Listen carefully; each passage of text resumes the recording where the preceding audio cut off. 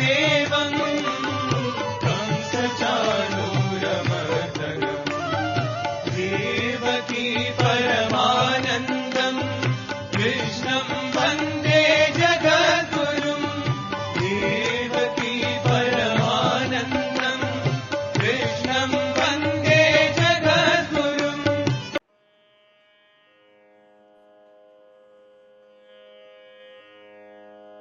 శ్రీ గురుభ్యో నమః. వ్యాస విరచిత శ్రీమద్భాగవతంలో దశమ స్కందంలో నేడు మనం 51వ అధ్యాయం పారాయణ అభ్యాసాన్ని చూద్దాం. శ్లోకాలని ఒక్కొక్క శ్లోకాన్ని పారాయణ క్రమంలో అభ్యాసం చేసుకుంటూ ఈ 51వ అధ్యాయాన్ని పూర్తి చేసుకుందాం. ఈ అధ్యాయంలో వ్యాసుల వారు చెప్పినటువంటి ముఖ్యమైనటువంటి విషయం ఏంటంటే, కాలయవనుడు మధురని ఆక్రమించడం జరిగింది. కాలయవనుని శ్రీకృష్ణ పరమాత్ముడు దూరంగా ఉన్నటువంటి ఒక కొండ గుహలోకి తీసుకువెళ్ళడం జరిగింది. అక్కడ నిద్రిస్తున్నటువంటి ముచుకుందుడిని కాలితో తన్నాడు కాలయవనుడు శ్రీకృష్ణ పరమాత్ముడే అనుకుని. అయితే ఆ సందర్భంలో ముచుకుందుడు నిద్ర నుంచి మేల్కొనడం, అతని యొక్క కంటి నుంచి ఉద్భవించినటువంటి ఆ దృష్టి కాలయవనుడి మీద పడి కాలయవనుడు అక్కడే భస్మీపటలం అయిపోవడం జరిగింది. ఆ తర్వాత ముచుకుంద మహారాజుకి కృష్ణ పరమాత్ముని యొక్క దర్శనం కలిగింది. పరమాత్ముని యొక్క దర్శన భాగ్యము, ఆ స్వామి యొక్క గుణవర్ణన, ఇవన్నీ కూడా గుణ రూప నామధేయాలన్నీ కూడా తెలుసుకుని ముచుకుందుడు అద్భుతంగా స్వామివారిని కీర్తించడం జరిగింది. ఆ కీర్తనలు, ఆ తర్వాత ముచుకుందుడికి వరం కోరుకోమని చెప్పి స్వామి విన్నవిస్తే, ఏ వరము అక్కర్లేదు, నీ పాదసేవా భాగ్యం చాలునాయన అని చెప్పి శ్రీకృష్ణ పరమాత్ముడిని వేడుకుంటున్నాడు అక్కడ ముచుకుందుడు. దాంతో శ్రీకృష్ణ పరమాత్ముడు సంతృప్తి చెంది ముచుకుందుడికి రాబోయేటువంటి జన్మలో బ్రాహ్మణత్వాన్ని పొంది అక్కడి నుంచి నీవు మోక్షాన్ని, వైకుంఠ స్థానాన్ని, పరంధామాన్ని చేరుకుంటావయ్యా అని చెప్పి చెప్పడం జరిగింది. ఈ విషయాలన్నీ కూడా ఈ అధ్యాయంలో ప్రస్తావించడం జరిగింది వ్యాసుల వారు. ముందుగా ఒక్కొక్కరు 10 శ్లోకాల చొప్పున పారాయణ చేసుకుంటూ వెళ్దాం. మిగతా వారు మ్యూట్లో ఉంటూ ఆ శ్లోకాలని పఠిస్తూ ఉండండి. ముందుగా భగవన్నామ సంకీర్తనం చేసుకుని ప్రారంభించుకుందాం.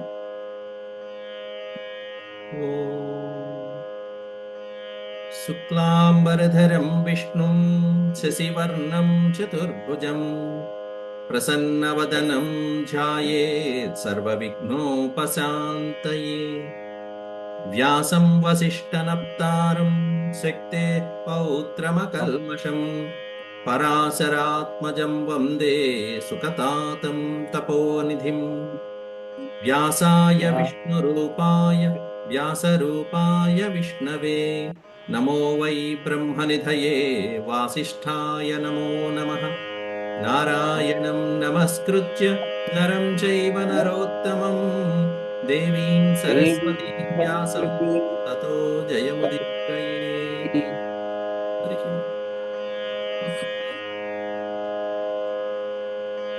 దశమ స్కందం 51వ అధ్యాయం ప్రారంభిస్తారమ్మా కామేశ్వరి గారు. 10 శ్లోకాలు చెప్తాను.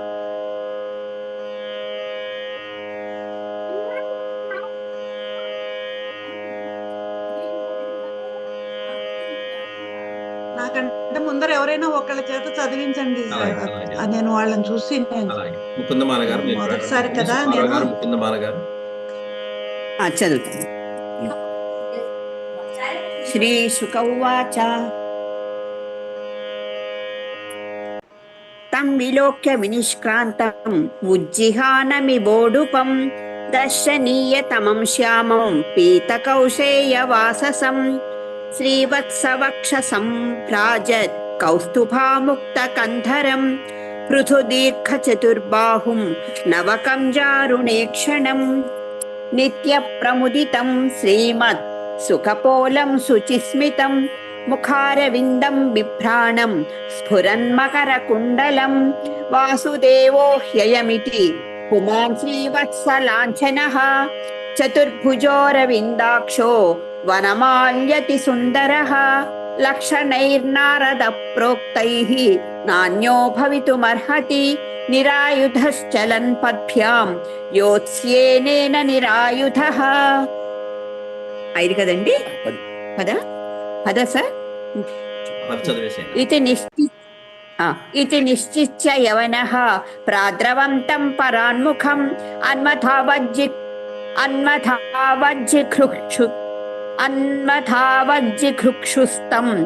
अन्वधावज्जिघृक्षुस्तं दुरापमपि योगिनां हस्तप्राप्तमिवात्मानं हरिणा सपदे पदे नीतो दर्शयता दूरं यवनेशोद्रिकन्दरं पलायनं यदुकुले जातस्य तव नोचितम् इति क्षिपन्ननुगतो नैनं प्रापाहताशुभः एवं क्षिप्तोऽपि भगवान् प्राविशद्गिरिकन्दरं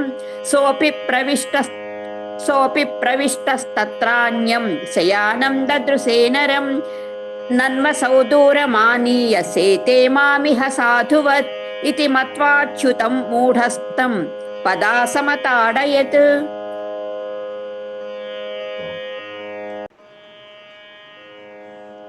तवुत्थाय चिरं सुप्तः शनैर्मुन्मील्यलोचने दिशो विलोकयन् पार्श्वे तमद्राक्षीदवस्थितं स तावत्तस्य रुष्टस्य दृष्टिपातेन भारत देहजेनाग्निना दग्धो भस्मसादवभवत्क्षणात् राजोवाच को नाम स पुमान् ब्रह्मन् कस्य किं वीर्य एव च कस्मात् गुहां गतः शिष्ये किं तेजो यवनार्दनः. श्रीशुक उवाच स इक्ष्वाकुले जातो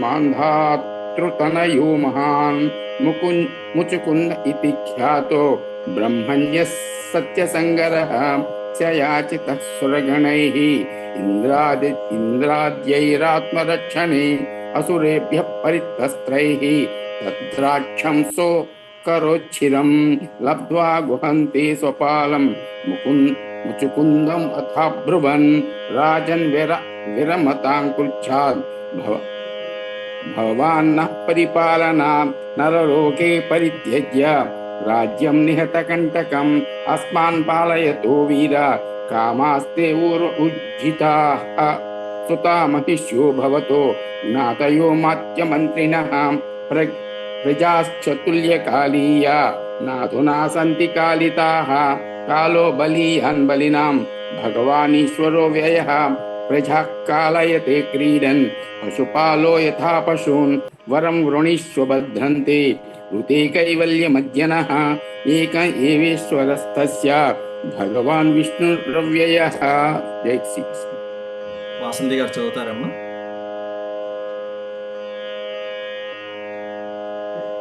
తప్పకుండా. నమస్కారం అండి. నమస్కారం. దేవముక్త ఎన్నో దగ్గర నుంచి 21 నుంచి కదా. అవునండి. దేవముక్త సవై దేవాన్ అభివంద్య మహాయశాః అసయిష్ట గుహావిష్టో నిద్రయా దేవదత్తయా స్వాపం యాతం యస్తు మధ్యే బోధయత్వం అచేతనః సత్వయా దుష్టమాత్రస్తు భస్మీ భవతు తక్షణాత్ యవనే భస్మసాన్నితే భగవాన్ సాత్వతర్షభః ఆత్మానం దర్శయామాస ముచుకుందాయ ధీమతే తమాలోక్య ఘనశ్యామం పీతకౌసేయవాససం శ్రీవత్సవక్షసం భ్రాజ కౌస్తుభేన విరాజితం చతుర్భుజం రోచమానం వైజయంత్యాచమాలయా చారు ప్రసన్నవదనం స్ఫురన్మకరకుండలం ప్రేక్షణీయం నృలోకస్య సానురాగస్మితే క్షణం అతిచ వయసం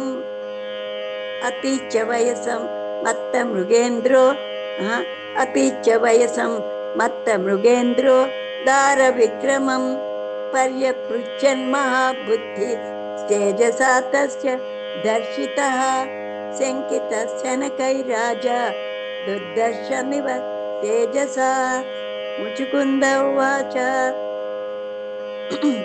ఖో భవాని సంప్రాప్తో విపినే గిరిగహ్వరే పద్భ్యాం పద్మ ఫలాశాభ్యాం విచరశ్చురు కంటకే కిం స్విత్ తేజస్వినాం తేజో भगवान् वा विभावसु सूर्यः सोमो महेन्द्रो वा लोकपालो परोऽपि वा मन्ये त्वां देवदेवानां त्रयाणां पुरुषर्षभं यद्भादसे गुहाद्वान्तं प्रदीपप्रभया यथा శుశ్రూషతాం.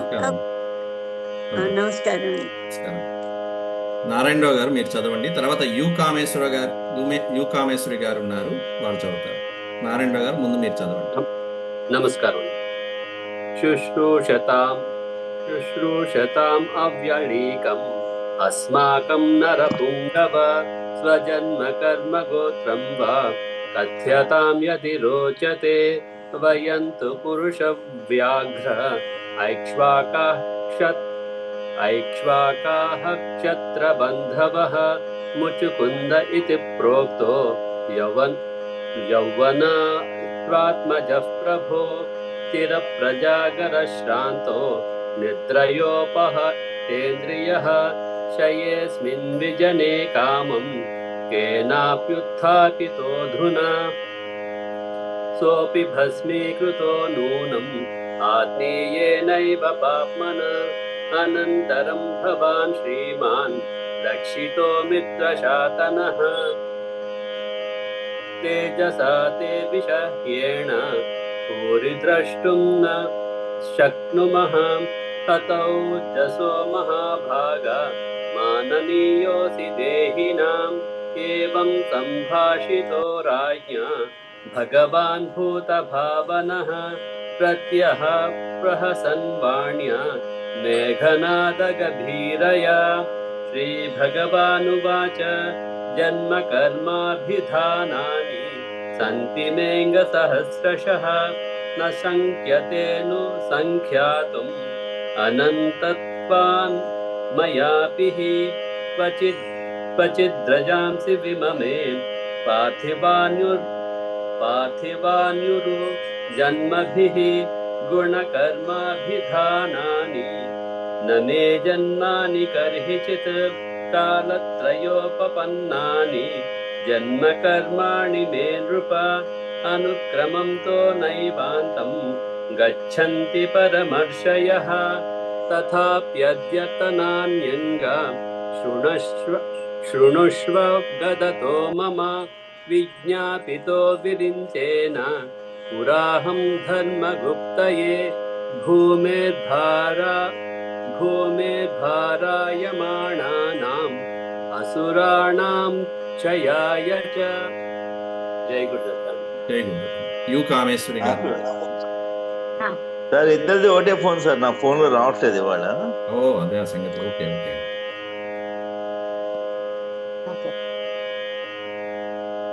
అవతీర్ణో యదుకులే వృక ఆనకదుందుభేః వదంతి వాసుదేవేతి వసుదేవసుతం హిమాం కాలనేమిర్హతః కంసః ప్రలంబాద్యాస్య సద్విషః అయం చ యవనో దగ్ధో రాజంస్తే దిగ్మచక్షుషా సోహం తవానుగ్రహార్థం గుహాం ఏతాంబుపాగతః ప్రార్థితః ప్రచురం పూర్వం త్వయాహం భక్తవత్సలః వరాన్ వృణీశ్వరాజర్షే సర్వాన్ కామాన్ దదామి తే మాం ప్రపన్నో జనః కశ్చిన్ న భూయోర్హతి శోచితుం.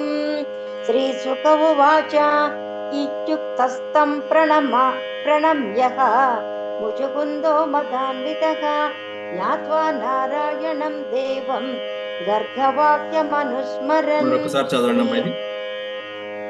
ఇత్యుక్తస్తం ప్రణమ్యాః ముచుకుందో ముదాన్వితః జ్ఞాత్వా నారాయణం దేవం గర్గవాక్యమనుస్మరన్. శ్రీముకుంద ఉవాచ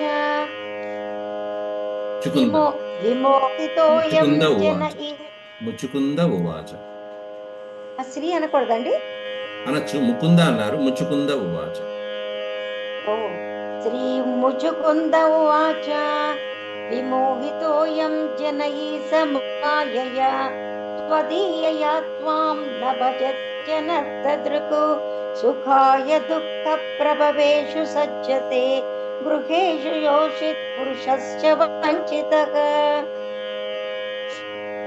लब्ध्वा जनो दुर्लभमत्र मानुषम् कथञ्चित् द्रव्यङ्गमयत्नतो नगा पादारविन्दन्न भजत्य सन्मतिः गृहान्तकूपे पतितो यथा पशुः मैमैषकालोजितनिष्फलो गतो राज्यश्रियोन्नद्धमदस्य भूपतेः मच्छात्मबुद्धे सुतदारकोशभू श्वासज्यमानस्य दुरन्तचिन्तया कलेवरेऽस्मिन् घटकुब्जसन्निभे निरूढमानो नरदेव इत्यकम् वृतोरधे भास्व पदाच्चनिकपैः गाम्पर्यटं स्वां गणयन् सुदर्शदः प्रमुच्यमुच्चैः इति कृच्च चिन्तया प्रवृद्धलोभं विषयेषु लालसं त्वमप्रमत्तः सहसाभिपद्यसे क्षुल्लोलिघानो गिर्वागमन्तकः కుల్లేలిగానో అంతేనా కుల్లేలిగానో గిరిరివాక్కుమంతకగా మళ్ళీ ఒకసారి చెప్పరా ఇది క్షుల్లేలిహానో హి అక్కడ హి దగ్గర ఆపాలి క్షుల్లేలిహానో హిరివాకు చెప్పండి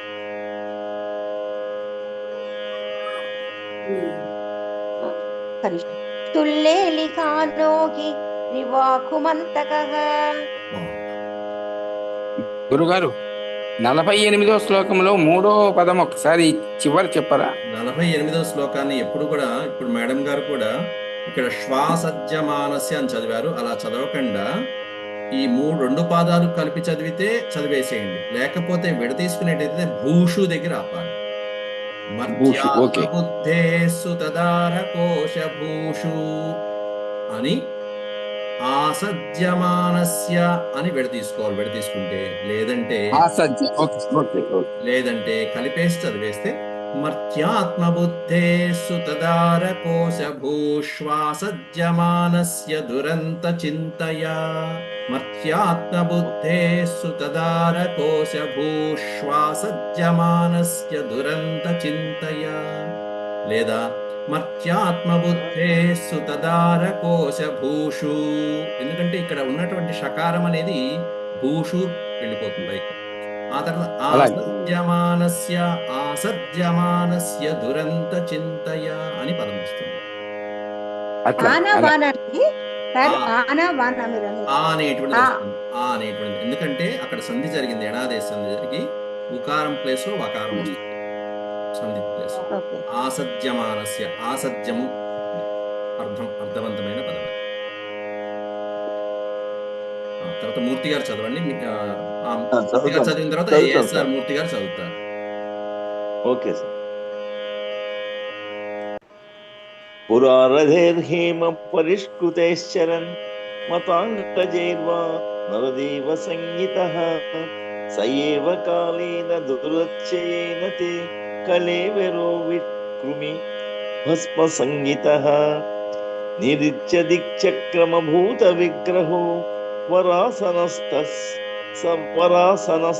సమరాజవందితః గృహేషు మైథున్య సుఖేషు యోషితాం క్రీడామృగః పూరుష ఈశనీయతే కరోతి కర్మాణి తపస్సు నిష్ఠితో నివృత్త భోగా సదపేక్షయా దదత్ పునశ్చ భూయేయమహం స్వరాడితి ప్రబుద్ధతర్షో న సుఖాయ కల్పతే భవాపవర్గో భ్రమతో యదా భవేత్ జనస్య తర్హచ్యుత సత్సమాగమః సత్సంగమో యః తదైవ సద్గతో పరావరేషే త్వయి జాయతే మతిః మన్యే మమానుగ్రహ ఈశతే కృతో రాజ్యానుబంధాపగం గమో యదుచ్ఛయ యః ప్రార్థ్యతే సాధుభిరేకచర్యయా మనం వివిచ్చేత్ భిరఖండ భూమిపైః. न काम्येन्यं तव पादसेवनात् अकिञ्चन प्रार्थ्यतमात्वरं विभो आराध्यकस्त्वां ह्यपवर्गदं हरे गृणीत आर्यो वरमात्मबन्धनम् तस्मान् विसृज्या शिशैः सर्वतो रजस्तमस्तत्त्वगुणानुबन्धनाः निरञ्जनं निर्गुणमद्वयं परं त्वं जप्तिमात्रं पुरुषं व्रजाम्यहम् चिरमिह उजिनार्तः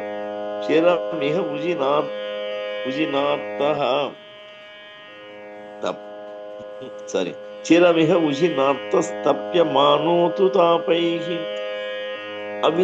अवितृषफलमित्रो लब्धशान्तिं कदाचित् शरणरसमुपेत तत्पदाब्जं परात्मन् अभयमृतमशोकम्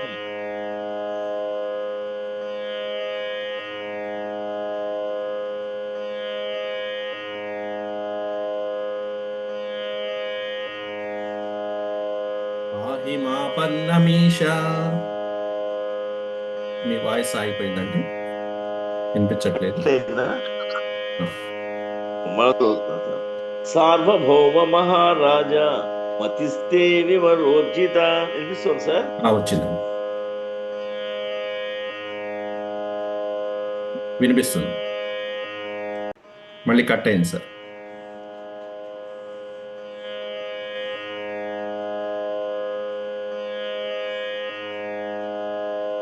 మళ్ళీ కట్ అయిందండి. 1 minute సార్. వచ్చిందండి, ఇప్పుడు మళ్ళీ వచ్చింది. 1 minute సార్. జస్ట్ రెండు శ్లోకాలు చేస్తాను. సార్వభౌమ మహారాజా మతిస్తే విమలోర్జిత వరై ప్రలోభితస్యాపి న కామైర్విహతాయతః ప్రలోభితం వరై నిత్యం అప్రమాదాయ విద్ధి తత్ నధీర్మయ్యేక చ భక్తానాం ఆసీద్భిర్విద్యతే క్వచిత్. ఇంకా 4 శ్లోకాలు నేను పూర్తి చేసేయండి. ఏఎస్ఆర్ మూర్తి గారు మొదటి శ్లోకం నుంచి మళ్ళీ కంటిన్యూ చేస్తారు. అలాగే. యుంజనానామ భక్తానాం ప్రాణాయామాదిభిర్పరః అక్షీణ వాసనం రాజన్ దృశ్యతే పునరుత్థితం విచరస్వమహీం కామం మయ్యావేశిత మానసః అస్త్వేవ నిత్యదా తుభ్యం భక్తిర్మయ్యన పాయిని శాక్తధర్మస్థితో జంతుం న్యవధీర్మృగయాదిభిః సమాహితస్తపసా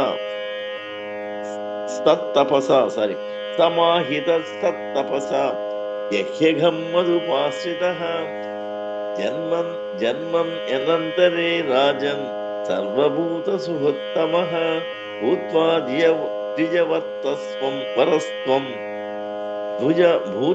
ద్విజవత్స్వం వై మాముపైష్యసి కేవలం. ఇది శ్రీమద్భాగవతే మహాపురాణే పారమహంస్యాం సంహితాయాం దశమస్కంధే ఉత్తరార్థే 150తమోऽధ్యాయः. హరి ఓం. ఏఎస్ఆర్ మూర్తి గారు ప్రారంభించండి. మూర్తి గారి తర్వాత వనజ గారు చదువుతారు. శ్రీ శుక ఉవాచ తం విలోక్య వినిష్క్రాంతం విద్విహానం ఇవ ఉడుపం దర్శనీయతమం శ్యామం పీతకౌశేయవాససం శ్రీవత్సవక్షసంభ్రాజత్ కౌస్తుభ ఆముక్తకంధరం పృథు దీర్ఘచతుర్బాహుం నవకంజ అరుణ ఈక్షణం నిత్యప్రముదితం శ్రీమత్ సుకపోలం శుచిస్మితం ముఖారవిందం బిభ్రాణం స్ఫురత్ మకురకుండలం వాసుదేవోహి అయం ఇతి పుమాన్ శ్రీవత్సలాంఛనః చతుర్భుజः అరవిందాక్షः వనమాలి అతిసుందరः లక్షణైః నారద ప్రోక్తైః నాన్యో భవితుం అర్హతి నిరాయుధः చలన్ పద్భ్యాం యోత్స్యే అనేన నిరాయుధः ఇతి నిశ్చిత్య యవనः ప్రాగ్రవంతం పరాముఖం అన్వధ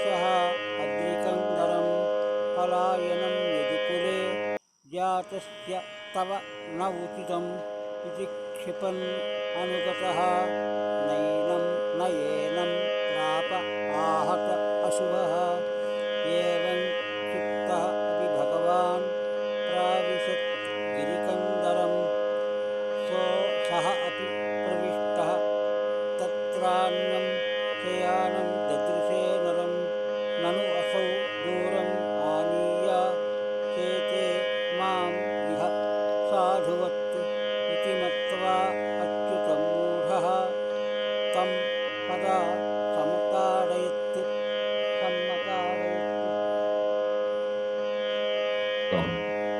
వనజ గారు చదువుతారమ్మా?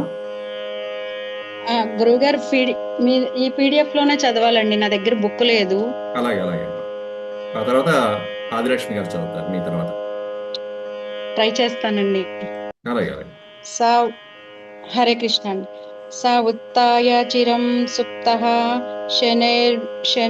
శనైరున్మీల్యలోచనే దిశో విలోకయన్ పార్శ్వే తమద్రాక్షీదవస్థితం స తావత్ తస్య రుష్టస్య దృష్టిపాతేన భారత దేహజేనాగ్నినా దగ్ధో భస్మసాదభవత్క్షణాత్ రాజోవాచ కో నామ సా పుమాన్ బ్రహ్మన్ కస్య కిం వీర్య ఏవ చ కస్మాద్ గుహాం గతః శిష్యే కిం తేజో యవనార్దనః శ్రీశుక ఉవాచ స ఇక్ష్వాకుకులే జాతో మాంధాతృతనయో మహాన్ ముచుకుంద ఇతి ఖ్యాతో బ్రాహ్మణ్యः సత్యసంగరः సయాచితः సురగణైరింద్రాద్యైరాత్మరక్షణే అసురేభ్యః పరిత్రస్తైస్తద్రక్షాంసో కరోచ్చిరం లబ్ధ్వా గుహంతే స్వః పాలం ముచుకుంద మథాబ్రువన్ రాజన్ విరమతాం కృచ్చాద్ భవాన్నః పరిపాలనాత్ నరలోకే పరిత్యజ్య రాజ్యం నిహతకంటకం అస్మాన్ పాలయతో వీరా కామస్తే ఊర్వ ఉజ్జితాః సుతా మహిష్యో భవతో జ్ఞాతయో మాత్యమంత్రిణః ప్రజాశ్చ తుల్యకాలీయ నాధునా సంతి కాలితాః కాలో బలీయాన్ బలినాం భగవానీశ్వరో వ్యయః ప్రజః కాలయతే క్రీడన్ పశుపాలో యథా పశూన్ వరం వృణీష్వ భద్రంతే కృతే కైవల్యమద్యనః ఏక ఏవేశ్వరస్తస్య భగవాన్ విష్ణురవ్యయః. హరే కృష్ణ. హరే కృష్ణ. ఆదిలక్ష్మి గారు చదువుతారమ్మా, మీ తర్వాత రంగనాథ్ గారు చదువుతారు. నా దగ్గర కూడా పుస్తకం లేదు, ఇందులోనే చూసి చదువుతానండి. అలాగే. జై శ్రీకృష్ణ అండి. జై శ్రీ.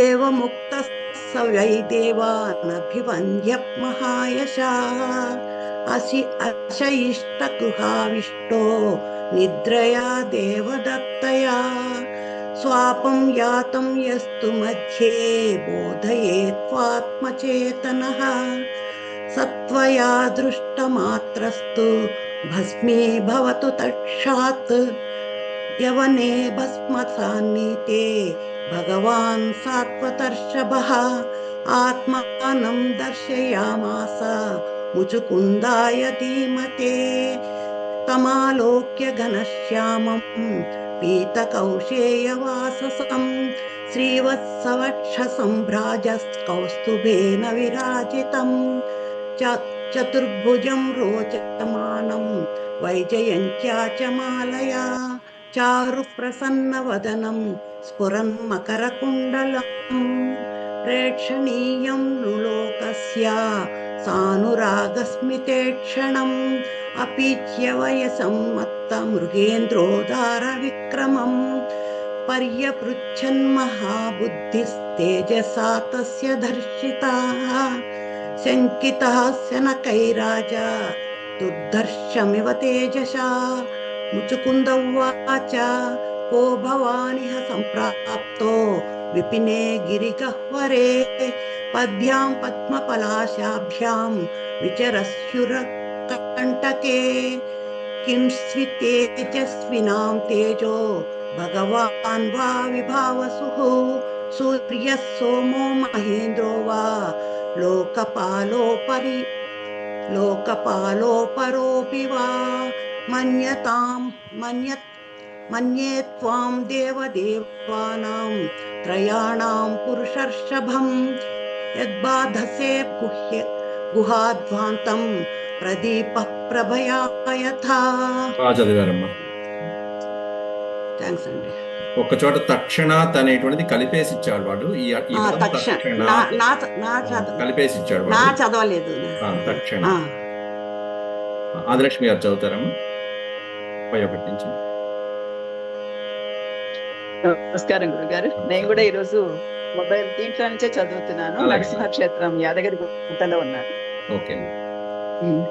శుశ్రూషతామవ్యలీకం అస్మాకం నరపుంగవ స్వజన్మ కర్మ గోత్రం వా కథ్యతాం యది రోచతే వయంతు పురుష వ్యాఘ్ర ఇక్ష్వాకాః క్షత్రబంధవః ముచుకుంద ఇతి ప్రోక్తో యవ్వనాశ్వాత్మజః ప్రభో చిరప్రజాగరశ్రాంతో నిద్రయోపహతేంద్రియః శయేస్మిన్ విజనే కామం కేనాప్యుత్థాపితోऽధునా సోऽపి భస్మీకృతో నూనం ఆత్మీయేనైవ పాప్మనా అనంతరం భవాన్ శ్రీమాన్ లక్షితో మిత్రశాతనః తేజసా తే విషహ్యేణ భూరి ద్రష్టుం న శక్నుమః హతోజసో మహాభాగా మాననీయోసి దేహినాం ఏవం సంభాషితో రాజ్ఞా భగవాన్ భూత భావనః ప్రత్యాహ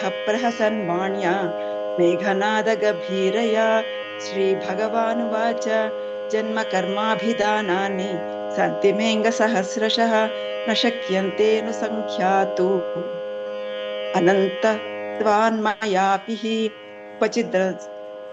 క్వచిద్రజాంసి విమమే పార్థివాన్యురుజన్మభిః గుణకర్మాభిధానాని నమే జన్మాని కర్హిచిత్ కాలత్రయోపపన్నాని జన్మకర్మాణి మే నృప అనుక్రమంతో నైవాంతం గచ్చంతి పరమర్షయః తథాప్యద్యతనాన్యంగ శృణుష్వ గదతో మమ విజ్ఞాపితో విరించేన పురాహం ధర్మగుప్తయే భూమిర్భారాయమాణానాం అసురాణాం క్షయాయ చ. నమస్కారం గారు. రంగనాథ్ గారు మీరు చదవండి. ఒకవేళ మధ్యలో ఎక్కడైనా ఆగిపోతే కనుక మళ్ళీ జాయిన్ అవ్వచ్చు. అలాగే చదివే వాళ్ళు ఎవరైనా ఉన్నా తర్వాత మళ్ళీ జాయిన్ అవ్వచ్చు. చదివిన వాళ్ళు ఓం శాంతి మంత్రం చెప్పుకుని నిష్క్రమించవచ్చు. Thank you Guru.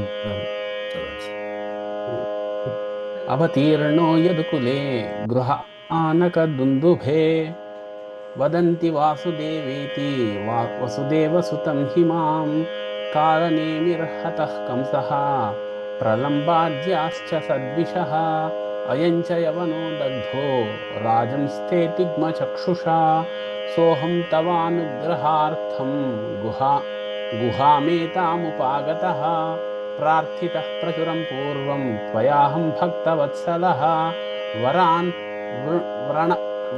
వృణీశ్వరాజర్షే సర్వాన్ కామాన్ దదామి తే మాం ప్రసన్నో జనః కశ్చిన్న భూయోర్హతి శోచితం. శ్రీశుక ఉవాచ ఇత్యుక్తస్థం ప్రణమ్యాః ముచుకుందో ముదాన్వితః జ్ఞాత్వా నారాయణం దేవం గర్గవాక్యమనుస్మరన్. శ్రీముచుకుంద ఉవాచ విమోహితోయం జన ఈశమాయయా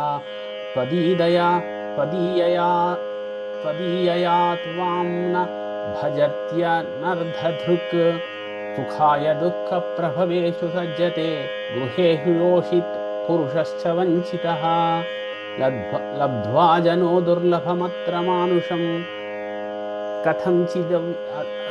కథంచిదవ్యంగ మయత్నతో నఘ పాదారవిందం న భజత్య सन्मती गृहान्धकूपे पतितो यथा पशुः ममैष कालोजितनिष्फलो गतो राज्यश्रियोन्नद्ध मदस्य भूपते मर्त्यात्मबुद्धे सुददारकोशभू श्वासज्यमानस्य दुरन्तचिन्तया कलेवरेऽस्मिन् घटकुड्यसन्निभे निरूढमानो नरदेव इत्यहं वृतो रथे भाष्व पदात्यनीकपै गां स्वागणयन् सुदुर्मदः प्रमुत्तमुच्छैर् इति कृत्य चिन्तया प्रवृद्धलोभं विषयेषु लालसं त्वमप्रमत्तः सहसाभिपद्यसे क्षुल्लेलिहानो हि इवाखुमन्तकः क्षुल्लेलिहानो हि ఇవాఖుమంతకః. అవునండి, మీరు చదవటంలో కొంచెం ఫాస్ట్ పెరిగింది శర్మ గారు. అవును, ఈ పదాన్ని విడితే క్షుల్లేలిహానోహి ఇవ. అహి అంటే సర్పం, ఆకలితో ఉన్న సర్పం రెండు నాలుకలు తెరిచి నాకుతున్నట్టుగా. అకుమంతకః, అకువాహన అంటాం ఇక్కడ. అకు అంటే ఎలుక. అకుమంతకః, ఎలుకని అలా ఆకలితో అలా స్వాహా చేసేసినట్టుగా. సంతోషం. ఇంకా లక్ష్మి గారు ఉన్నారు చదవటానికి. లక్ష్మి గారు చదవనండి. ఒక్క నిమిషం అమ్మా, ఇప్పుడు టైం అయిపోయింది, మళ్ళీ ఆఫ్ చేసి ఆన్ చేస్తాను. లక్ష్మి గారు, అన్నపూర్ణ గారు మీరు చదివేవాళ్ళంటే మళ్ళీ జాయిన్ అవ్వండి ఒకసారి. ఓకే.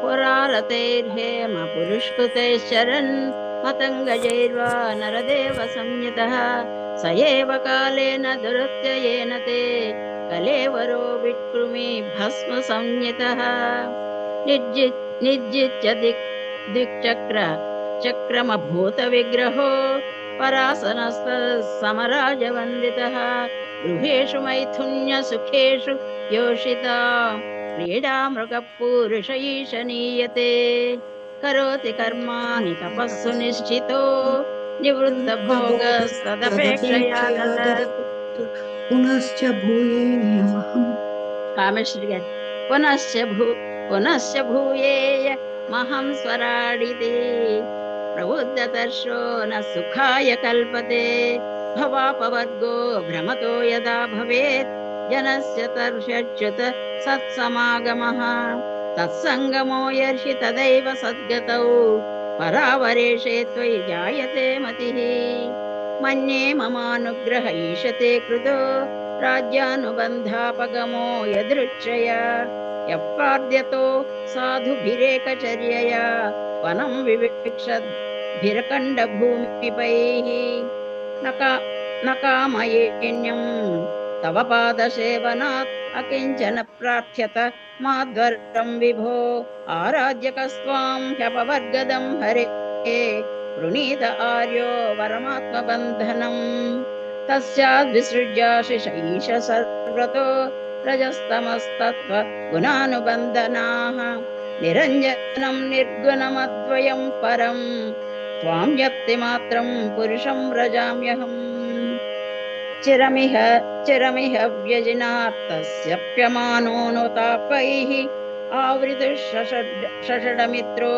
लब्धशान्तिः कथञ्चित् शरणद समुपेतस्त्वत्पदाब्जं परात्मन् अभयं मृतमशोकं पाहि मापन्नमीश श्रीभगवानुवाच सार्वभौम महाराज मतिस्ते विमलोर्जिता परैः प्रलोभितस्यापि न कामैर्विहितायतः प्रलोभितो वरैर्यत्वा मप्रमादाय विद्धि तत् न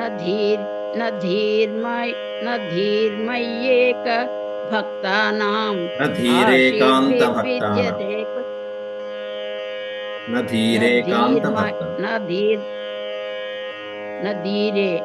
धीरे मय्येक भक्तानाम् आशीर्भिर्भिद्यते क्वचित्. తర్వాత 4 శ్లోకాలు పూర్తి చేసేయండి అమ్మా. ఓకే. యుञ्जानानाम भक्तानां प्राणायामादिभिर्मनः अक्षीणवासनं राजन् दृश्यते पुनरुत्थितं विचरस्व महीं कामं मय्यावेशितमानसः अस्वेव नित्यदा तुभ्यं भक्तिर्मय्यनपायिनी क्षात्रधर्मस्थितो जन्तून् न्यवधीर्म मृगयादिभिः समाहितस्तप्तपसा जह्यघं मधुपाश्रितः जन्मन्यनन्तरे राजन् सर्वभूतसुहृत्तमः भूत्वा द्विजवरस्त्वं वै मामुप्यैषसि केवलम् इति श्रीमद्भागवते महापुराणे पारमहंस्यां संहितायां दशमस्कन्धे उत्तरार्धे 150तमोऽध्यायः। हरिः ओम्। यदक्षरपदभ्रष्टं मात्राहीनं च यद्भवेत् तत्सर्वं क्षम्यतां देवनारायण नमोऽस्ते। सर्वं श्रीकृष्णार्पणमस्तु। हरिः ओम्।